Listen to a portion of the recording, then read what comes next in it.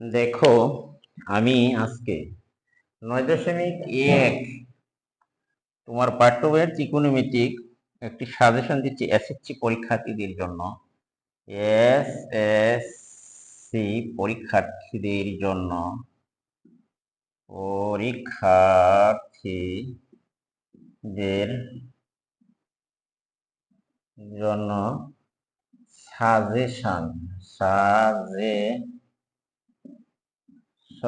হলো এই অধ্যায়ের 9.1 এসএসসি পরীক্ষার্থীদের জন্য সাজেশন, গুরুত্বপূর্ণ অঙ্কের নাম্বার সাজেশন, গুরুত্বপূর্ণ অঙ্ক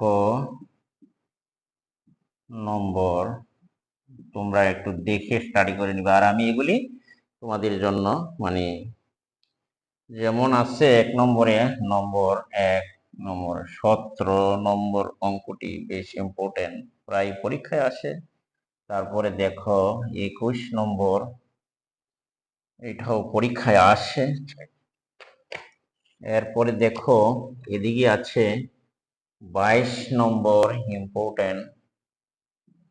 এরপরে দেখো আছে 21, 22, 23, 24, এগুলি এসএসসি পরীক্ষার্থীদের জন্য খুব ইম্পর্টেন্ট এবং 25 নম্বরও করতে পারো সৃজনশীল।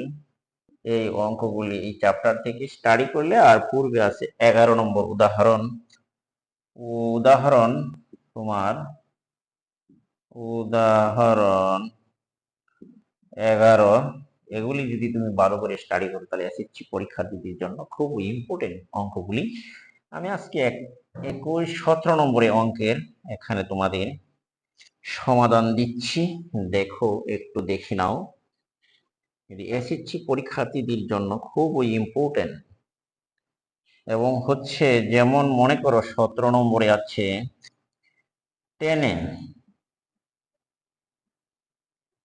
টেনে বা টেন থিটা প্লাস আছে sec theta whole square equal to দেখাতে হবে 1 plus sine theta minus 1 minus তোমার সাইন থিটা।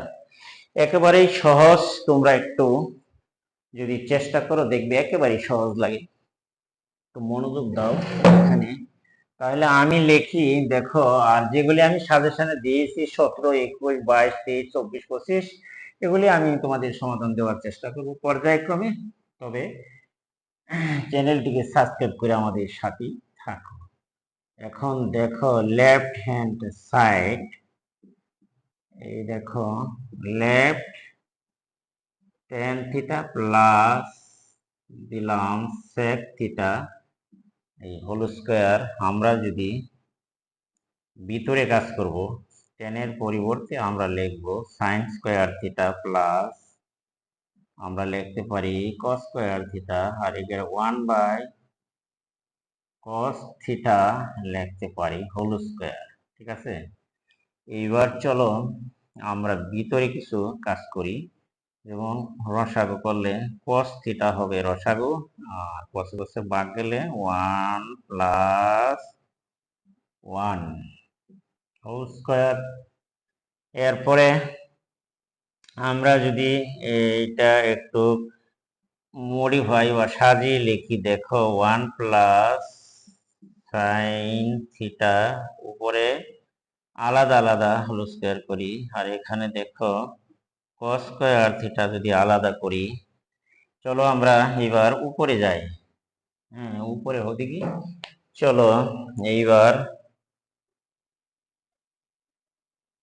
এইখানে দেখো আমরা এদিকে লিখবো, দেখো কি লেখা যায় উপরে 1 প্লাস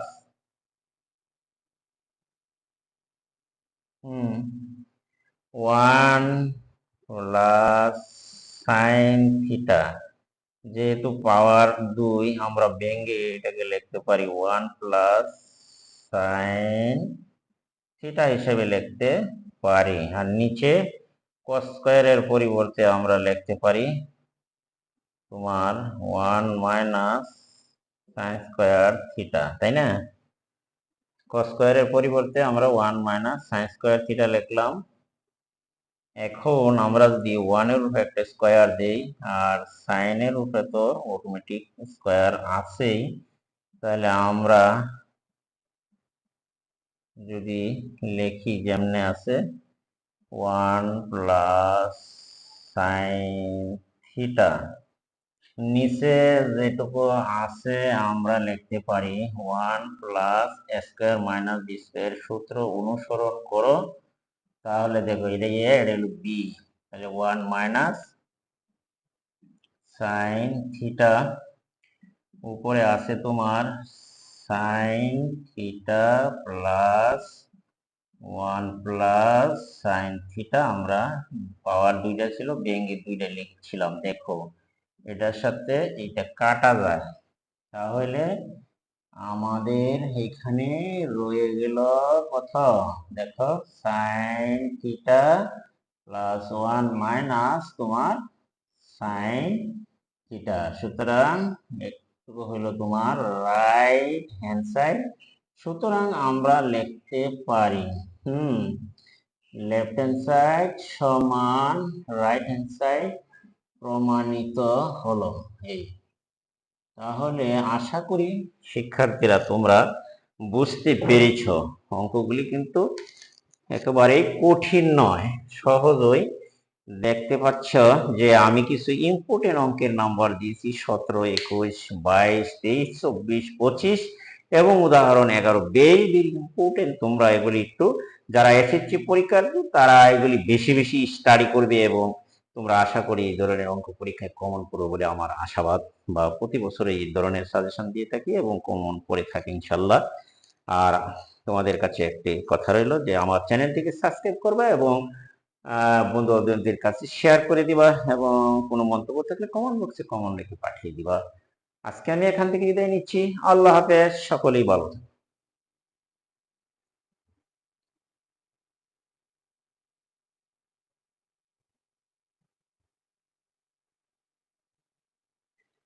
চ্যানেলটিকে সাবস্ক্রাইব করে আমাদের সাথেই থাকো, তাহলে প্রতিদিন নিয়মিত তোমরা অঙ্কগুলি পেয়ে যাবে ইনশাআল্লাহ।